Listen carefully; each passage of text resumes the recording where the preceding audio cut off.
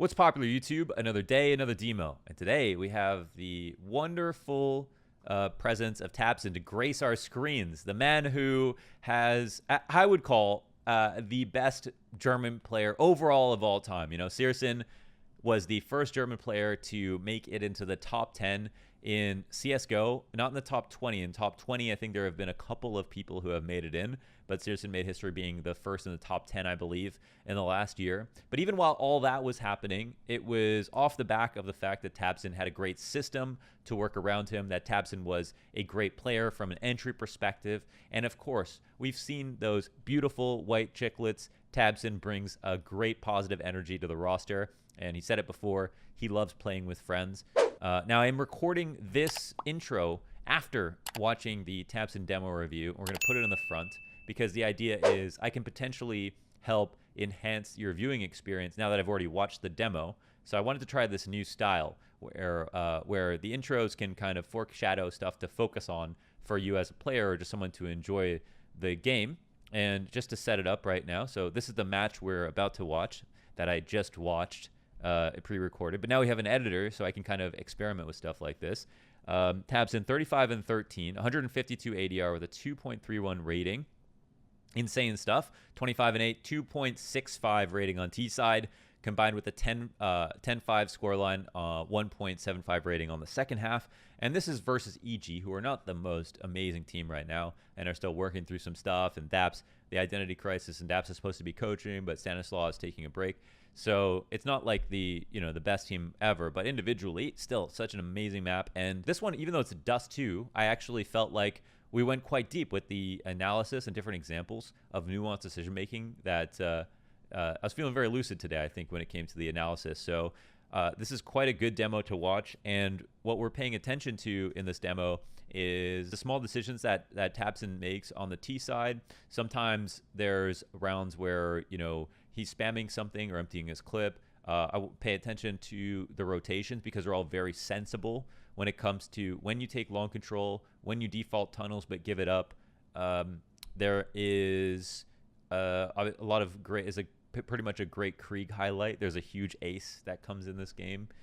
So don't want to spoil that, but I'm sure many people have already seen this game.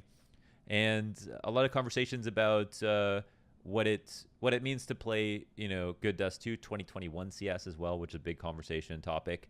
But yeah, that's pretty much it. So I honestly, I don't feel like I need to do that much for this intro because the game really carries itself here. In the future, I think it'll be cool if I get caught off guard with a demo, and then I can do the intro at the end and really set it up. But for this one, I don't think we need a helping hand. So without further ado, let's get into the match. I hope you enjoyed that, and let us know, me, Mo, and Paul, what you think of the new format for the demo reviews and if it's good or not. Enjoy.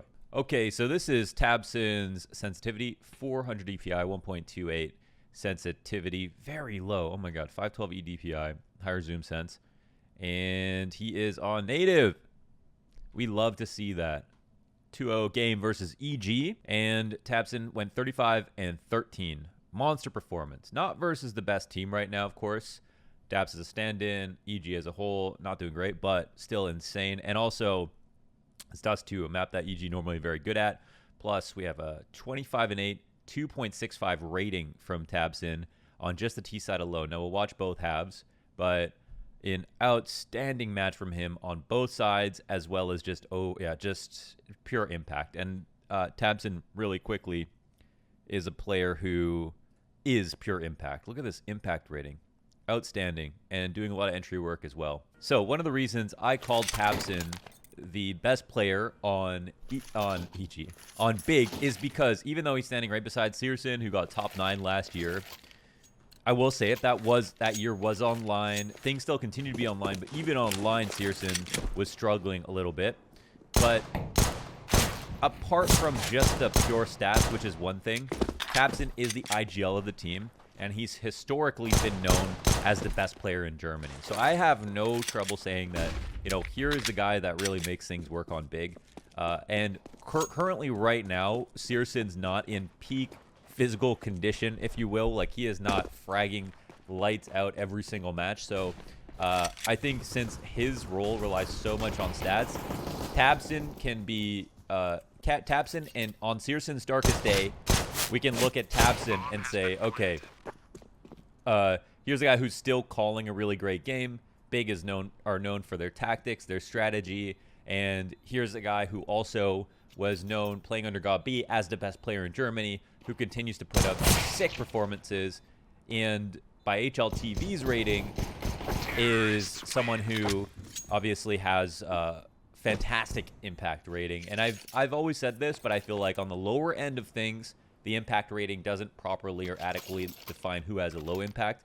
On the upper end, it does make more sense.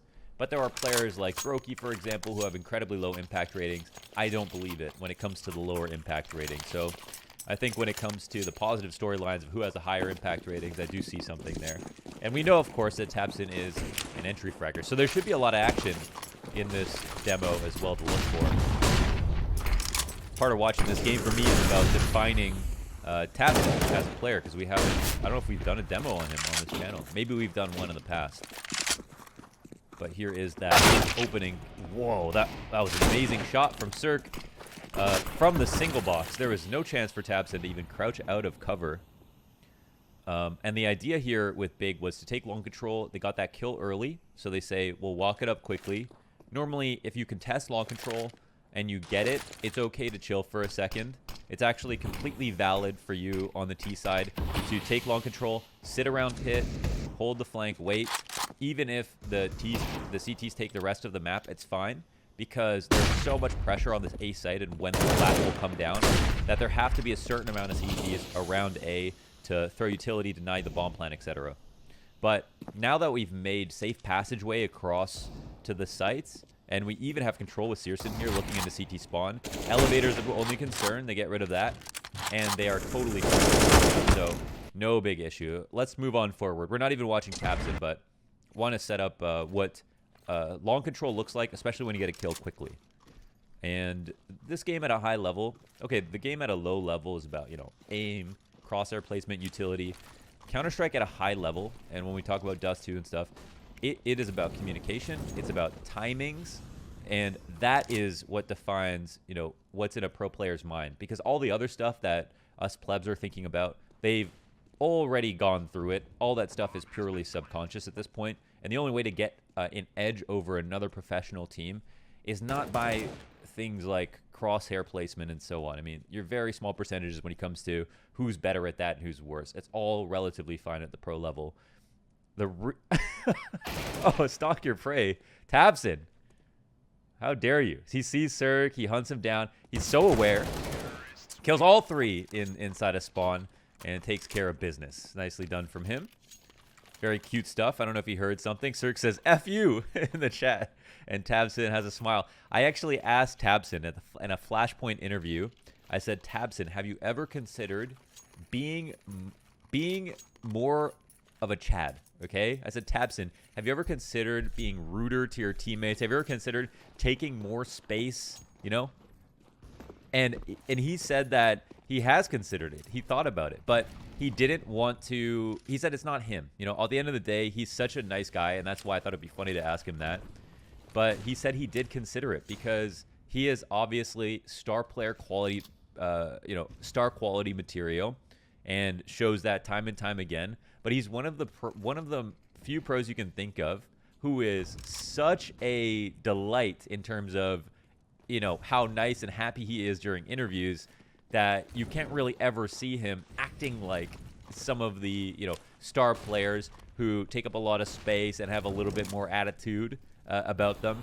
And I think that's what's so funny and charming about Tabsen. But it does make you wonder, you know, when you are that star player, you know, you get mad. I think most of the time you get mad because you don't understand what your teammates are doing, because you're better.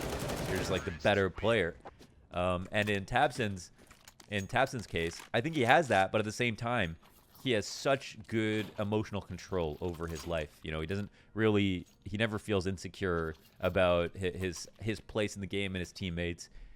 He said it before, he loves playing with his friends. He believes that he'll play better with his friends as well. So he even acknowledges that that could be a selfish motivation that is actually, you know, very smart and self-aware of him to recognize that that is something that it could potentially, you know, hamper him to just go on to some star team like joining FaZe, for example. That might not be the environment where we see Tabsen perform so damn well.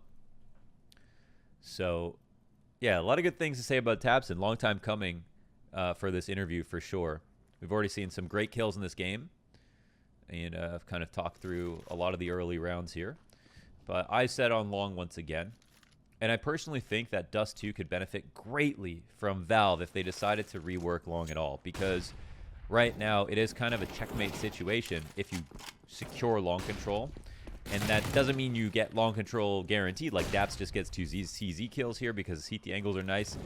And this makes things a lot harder. But when you do win it, it's really a pain. And the whole round just becomes about this long cross. And the original creator of Dust 2 said that when he made Long on Dust 2, he literally just ran out of ideas. He didn't have a plan for the rest of the map. And so that's why it's just this long corridor. But in terms of, you know, good map design, areas like this are not great. Sniper alleys, places that you're just walking straight up with no cover. Those aren't really great parts of maps. You look at Overpass, you have a tree and a rock, you know, that you have to use as cover. We get the 1v3? No, we don't. You get a tree and a rock on your way up through Long. It's not exactly the most inspired part of any map that we can think of.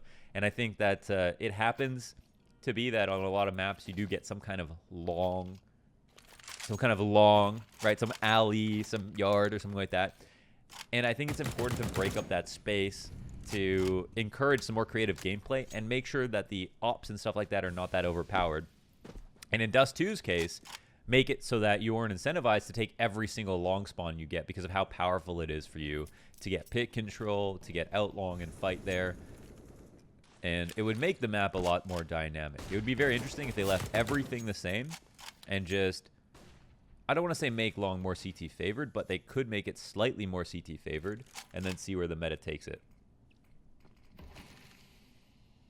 SGs are awesome. I actually exclusively DM with SGs for tapping, and then I switched to AKs for bursting and spraying because the SG is more accurate at range, and for that reason, it's great. The spraying is obviously a little bit ropey with the amount of inaccuracy there is and the slow fire rate because of the nerf, but I think it's still a great gun, still very relevant. And if you're feeling it, that's when you create the best moments. When you have the SG, because of how clean the one taps are, you can tap a little bit faster than you can with an AK, and it is dead accurate compared to an AK. You know, there are some very... He's even got the spray down. There's even some damning stats about the AK that people should consider. Like, for example, I think the accuracy, the first bullet accuracy from long doors to the pit when people are peeking their head out like a hedgehog. Not a hedgehog. A groundhog. Peeking their head out like a groundhog from pit. Your accuracy is less than 80% for that first bullet to be 100% accurate. To be in the center of your crosshair. That's how bad it is. So a lot of times you're aiming on them with an AK, but if it's medium to long range, you are getting robbed by the game. It's not registration. It's built into the game. It's just the AK's $2,700. You know, it's not the best gun in the world. The Kalashnikov, you can walk through a river with it, get that thing soaking wet, and it'll still work. But at its best, it's not keeping up with the SG at range. So it's something to think about. Ooh, very careful about the way he throws that flash. You see, that's actually, you know, there's some thought there because he's aware of the door angle where he can get sniped. So just a very nice mechanical peek, you know, to be aware of the slight gap in the door. If an Opper was down there, if Cirque was out there, he might have been able to see Tabsen. So important to be aware of this. Let's see if Tabsen jumps up onto Cat. But, okay, he does do it. And he does it the normal way. But I just wanted to say that when jumping up on Cat, because you don't want to see your head pop up. Ooh, he's still drilling him. Cirque takes him down. But if you think that you're coming out, let's say you're coming out of lower tunnels, and you want to jump up on Cat, and you go around to get on the Xbox, make sure to look down and jump up while crouching, and jump twice. So you jump on the wood pallet and then jump on the Xbox itself. And then you won't show your head to the player on Cat, and then you can just crouch walk over to the left a little bit, or not move at all or whatever, and just pop up randomly. And obviously have a huge advantage versus anyone standing on cap. That's an important small detail about Dust 2. But Dust 2 is all about important small details. Because the macro game of the map is not, it doesn't offer up enough deep options for you to really do a lot creatively. Alright, so we're going to have one flash out for long. No late flash as they're not committing. And now we'll see we're going to have a big, big rotation. Migration. We'll call this a migration. All the way over to the B tunnels. And this is huge when, especially when Syrson can say something like, they haven't crossed anywhere long. Like, he took a good spawn, he got a kill. And the CT, the best spawn could technically peek, but if they know who's playing it, they know no one's crossed. This timing could catch them off guard where EG are still worried about long control. So we'll see how many players are here inside the B site. One right now. K-Star's dead. The other one's a rotator outside. And the round is already over. So a very nice call here. And the idea was simple. Syrson takes a long spawn with an op. He has one supporting flash. He gets the kill at long. He doesn't see anyone else cross. And he feels pretty confident that no one else has crossed. Because another important small detail about Dust 2 is that no matter how good your best long spawn is on T side, the CT spawn, best CT spawn on the left side of CT spawn is better. So even if you have that T spawn that is right at the edge of the bottom of the ramp and you are raring to go and you're about 3 feet from that long doors, you are still not going to beat the best CT spawn. Okay, so it's important to remember. They can cross even if you felt like you were early as hell, right? Don't get caught slipping. Fast cat. Now this is huge, and again, this is all about timings. Wow. Okay, we have to really just soak this in for a second. So this play is all about timings, right? There's a moment here where EG are not anticipating anybody to come up cat. I don't think Tabsen even saw anyone at mid because Cirque is here on cat as well. So they were either going to set up to nade lower, boost, probably not boost in this situation, but we're more focused on the idea of someone coming out from lower tunnels. But Tabsen sneaks his way onto cat, and he's very smart to just walk for a second. That actually opens him up to get these 2 kills. So even though it was a nice mechanical display, there was also a bit of a thought involved in his way to approach it.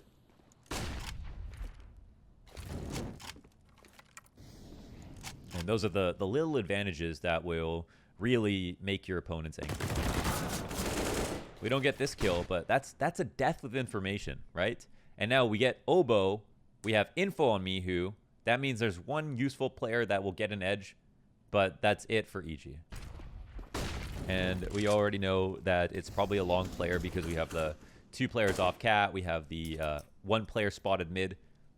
So this is it. Even the death with no information makes this round easier for Big, not harder. And it's important not to just say died with no kill, because died with information or died with positional compensation, you guys have noticed I've been using a lot of chess references, both have intrinsic value. And actually in 2021 CS, sometimes positional compensation is worth more than an entire player. And I think in years past, we were not willing to say that at all. We were only willing to say man advantage, man advantage, man advantage. But in 2021 and 2020,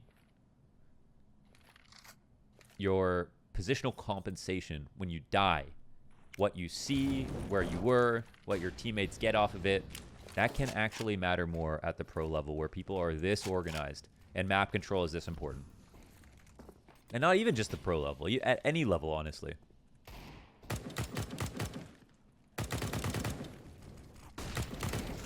Great part about CS is almost every position is relatable. It's just, you know, what details you have or are missing that really are going to score you the difference when you're playing against the best of the best. But one thing I really love about this game, like I've played other games, like I was trying to be like a StarCraft pro when I was like 13 years old in Brood War, and that game was way too hard. And I remember the first time I played against a Korean, and I was like, man, I actually had, like, not even a joke. I was like, I'm never going to be good at this game. I even said good. You know, the level was so high, and I continued to play a bit more, and of course my level improved and stuff. But like, just understanding like how much of a difference there was between a really good player and a great player in that game is insane. But in Counter-Strike, like, there's no shot that gets hit where I'm like, I couldn't do that. I just think, oh, that was a really nice shot. I could have hit that on my best day. Oh, that was an insane clip. I could hit that on my best day. And I honestly think that's what's really fun about CS is that, you know, at the pro level, there's a lot of, like, relatable moments. I think it is also great to be astounded by insane, consistent, high-level performances, like by a player like Simple, doing it absolutely impossible. But every individual moment within that is something that we've either seen in ourselves somewhere or, you know, have flirted with in the past. And I really think that that is part of the game's charm. So giving up total map control is also valid for the T side to group up towards tunnels. But unlike with long, you have to respect the fact that if, let's say you're grouped up in tunnels and then you think that the CTs could have pushed through long doors, that will be a problem for you in a way that if you were pushed out long and you think they pushed upper tunnels, that wouldn't be quite the same. So there was a moment here where Big were definitely intent on taking the B site fully, but have decided to go back. And what's really important is to not rotate only through lower tunnels here in case the long flank comes in, because you don't have an advantage versus that long fight. And let's say Daps pushed long and then went to top mid and your rotation came out of lower tunnels, then, you know, Daps could have called that he pushed long and then the cat push comes in and then a late upper push comes in. It really gets super messy. So very important detail there. When you're going back, the rotations, when you're going back to get long control or to get control of the map again after not committing out B, you need to make sure you go via spawn, not just through lower tunnels. Even if that might feel most natural. You got to take the long hike back through the playgrounds.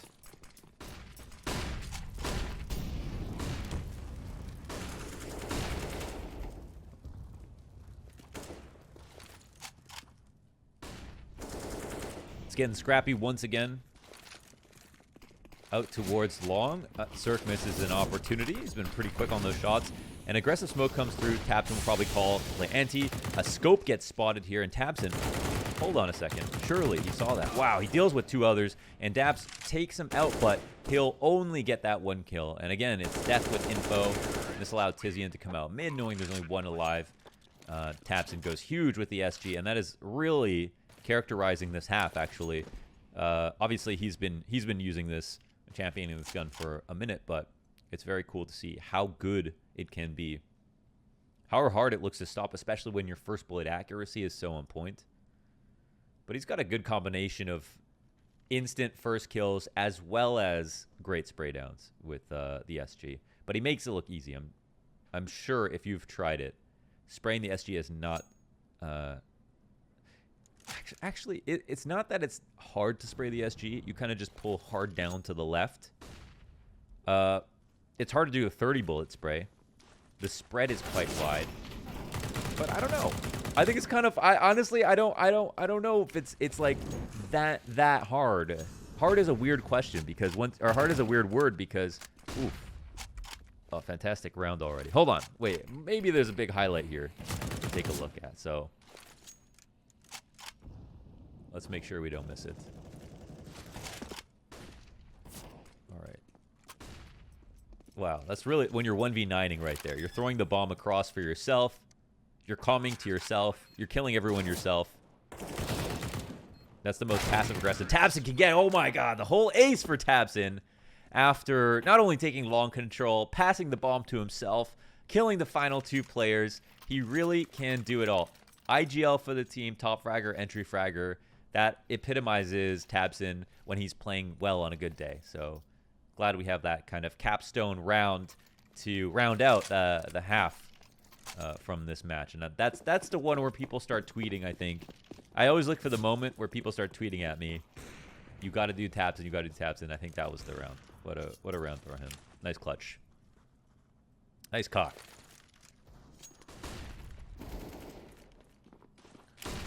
That flash is brutal. They're actually just setting him up to farm, it looks like. 2 to 11. One trade. They're both... I mean, he's got his name tag on all 3 kills, but... still a couple of assists. They triple smoke long. Make sure anybody in there dies from smoke inhalation. And we're planning here because we're worried about the jump up. So if someone's elevator, they can jump up and shoot you.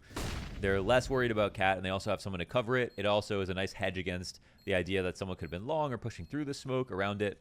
So that's why the plant is there. It's not specifically because it's a good plant that has a lot of options, but it also is. It's quite open. It can be played from goose. It's not too unsafe if you're playing on the ramp when it's planted there. So yeah, sometimes you're planning in a default position. Sometimes you're planning to avoid, dying in a certain way. And yeah, it really depends on your priority. That was like a magic trick, Tabsen going. It looked like he was exiting out long, ran out the other way.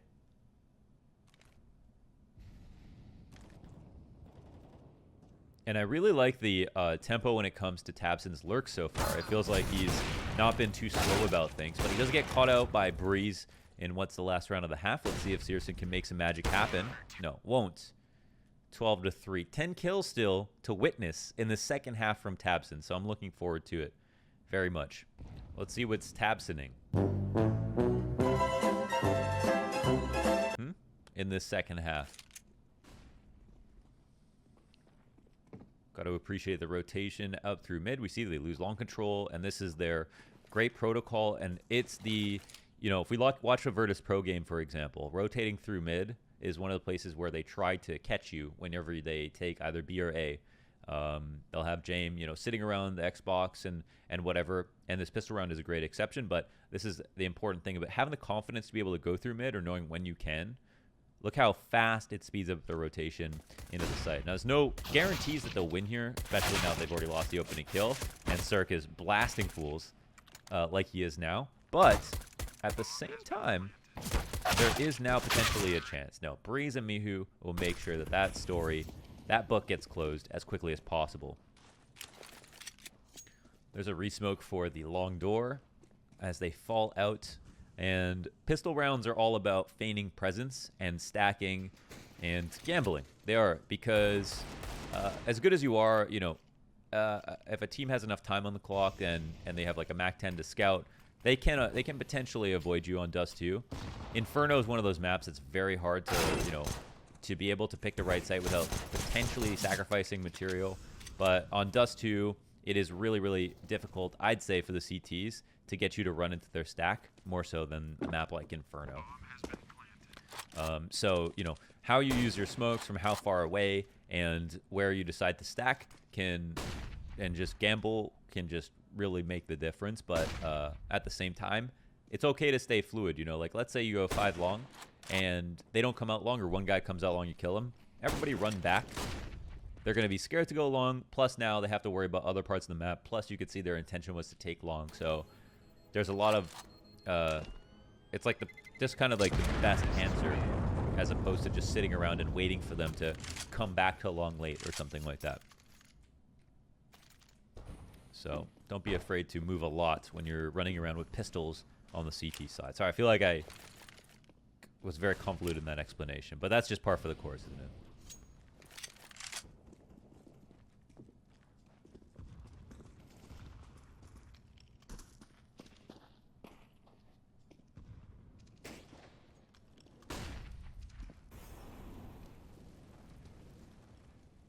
This AK is absolute. This is my favorite NFT right here. This AK, beautiful. I think I want to get a Panthera Onca, but I have been eyeing this.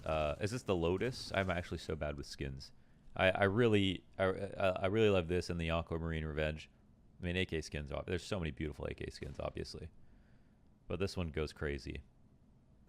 This one goes crazy. All right, quite a quiet round. We're seeing Tabsen gets the kill. He's playing.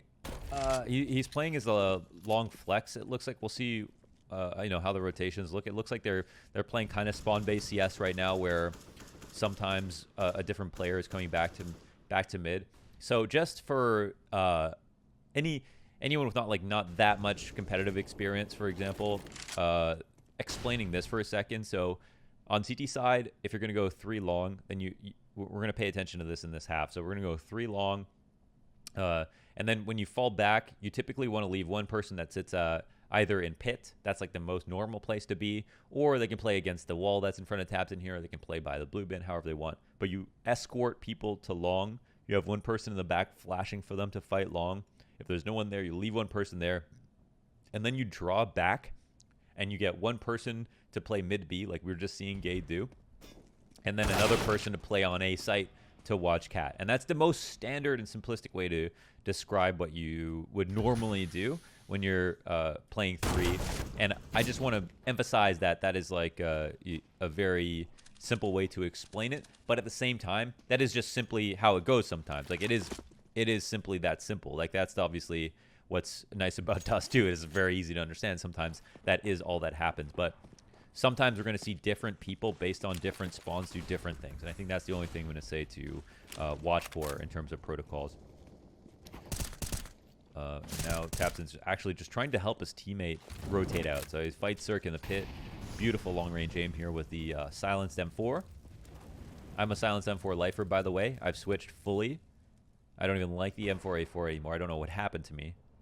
But me and my print stream are inseparable at the moment. Absolutely inseparable.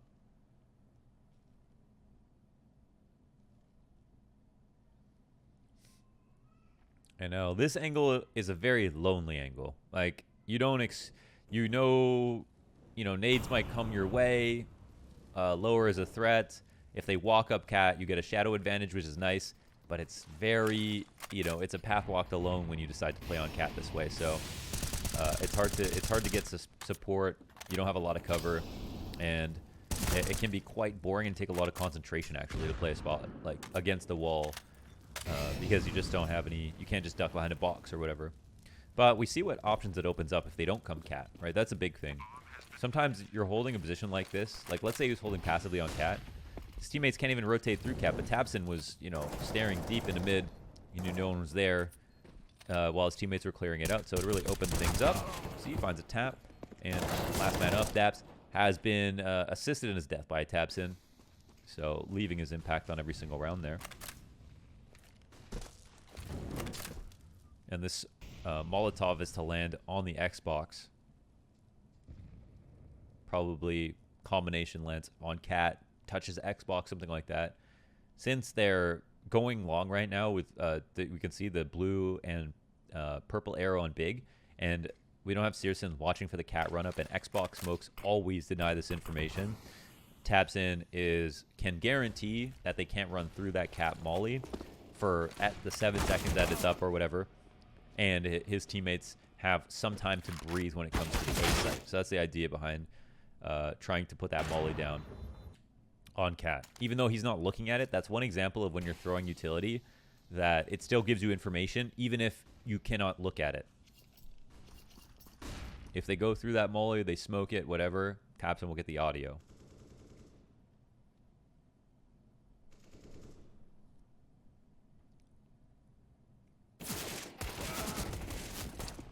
Nice think.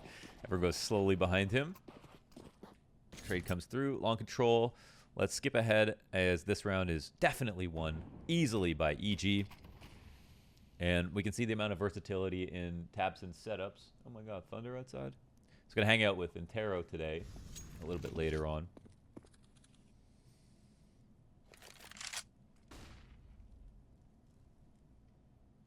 And you can see on the minimap that blue bin position that purple's playing in. That's one spot I talked about earlier.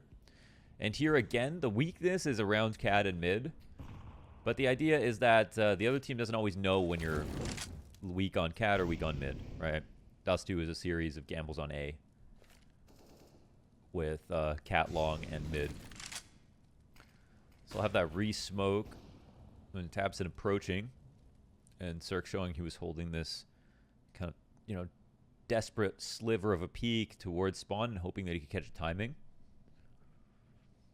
And now Tabsen's making something very clear at this point, okay? Something that's very important about Dust 2 as a CT rotator is you really need to pick your battles when it comes to crossing the door, okay? Because crossing the door is not free mid to late round.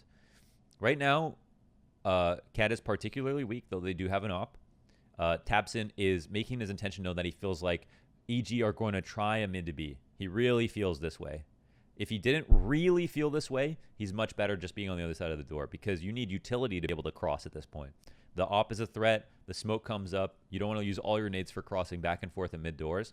So whenever a player crosses back or forth through mid, that it makes the intention of the entire map very clear, the entire team very clear for the spectator, even with no communication or anything like that. This shows you a lot because it's not something that you make willy-nilly. And now he's denying himself out of mid information. So obviously this is huge if they come out mid to B. And if they don't, it's going to be kind of problematic to be able to try to rotate back towards A. Now, that being said, they have man advantage. There is his first prey. Wow, and he doesn't even shoot. Oh, a beautiful move from Tabsen. He lets his teammate deal with it, took his time, and got the final 2 kills. They had no idea he was up there, and they really just got outbrained there. That was Tabsen reading EG, right? That is an example of Tabsen completely reading EG's intentions without much information at all.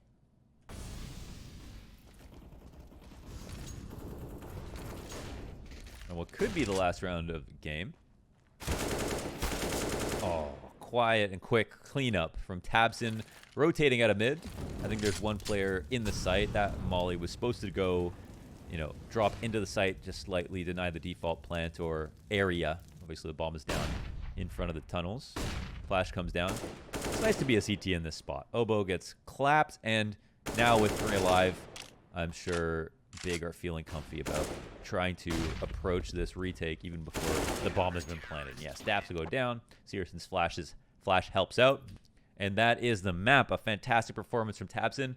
I thought there was actually quite a lot to talk about there on Dust 2, which is fantastic. A great demo and another classic. So thank you for watching, and make sure to like, comment, subscribe, all that stuff. And we're going to try to do some more demo reviews and classic style demo reviews on the channel. But of course, lately I've been trying to bring in as much variety as possible so we can kind of get a bunch of series going, keep it fresh, and work on making those series really good. So yeah, thanks for watching again, and I hope you enjoyed this.